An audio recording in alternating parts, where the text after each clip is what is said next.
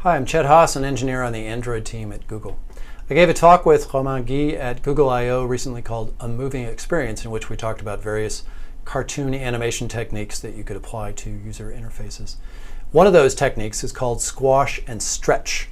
And we're going to show a demo today that shows some of that, as well as another technique that kicks in called exaggeration. So the idea with squash and stretch is that objects in the real world deform to some extent, especially when they hit, say, a wall. If a body hits a wall or hits the ground going very fast, it's not going to stay in exactly the same shape that it was before it hit that unmoving object. So maybe it's good if you want your objects to have more of a real world feel or more organic and natural feel, to actually give them some elements of this stretchability as well. And the other element is exaggeration, which is the idea from cartoons is you want to make it very obvious what's going on and also add a playful aspect. So not only would things deform slightly, but maybe they would deform much more than that, just to exaggerate and enhance the effect and really let the user know exactly what's going on. So let's see how this works in a demo. We have a very simple demo where when I click on the button is going to fall down to the bottom of the screen with gravity.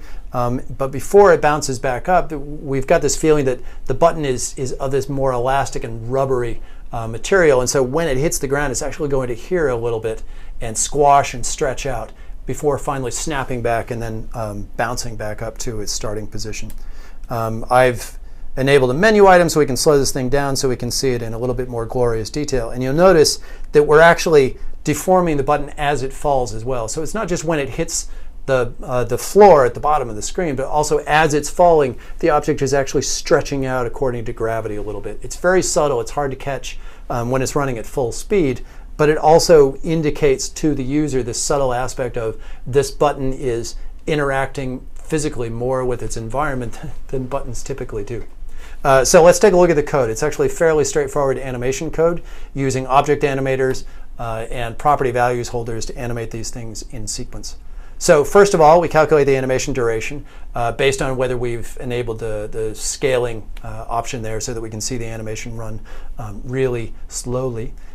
We set the pivot point. This is not necessary, but it made some of the code a little bit simpler so that we didn't have to sort of change the translation and scale around a particular point. So we set the pivot point that all the scales will happen around to the bottom of the object. And then we use property values holder to animate several properties on the same target object in parallel. We're going to animate the translation Y as well as the scale X and scale Y properties on the way down. So we're going to move the object down, and as we move it, we're going to stretch it out in Y and we're going to squish it in X as it goes. We're going to create the down animation with a single object animator using these three property values holder objects. We're going to set an interpolator to an accelerate interpolator because we want it to look like it's reacting to gravity and actually going faster the further down it falls. And then we're going to set the duration according to the duration we calculated before. Once we hit the bottom, then we're going to stretch out in X and squash down in Y like a rubbery object might if it hit such a hard thing as a floor. So we're going to use, again, property values holders to animate scale X and scale Y in parallel. The stretch animation is going to use those property values holders directly. We're going to set a repeat count or repeat mode. So we want it to squash and stretch out, and then we want it to snap back to where it was. So it's the same animation running in reverse according to the repeat count and repeat mode here.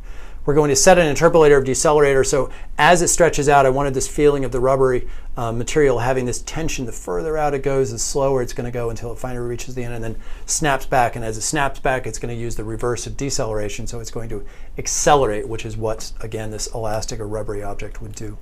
And then we're going to animate back to the top. So again, we're just animating translation Y and scale X and scale Y, basically the reverse of what we did before, including using a decelerator to give the effect of pulling up against gravity and then slowing as it reaches the top of the curve, ready to go again. We're going to use an animator set to put these things together. We're going to play them in sequence. So first we animate down, then we stretch and squash out, repeat that back to where it was, and then we run the up animation. And that's it. Thanks.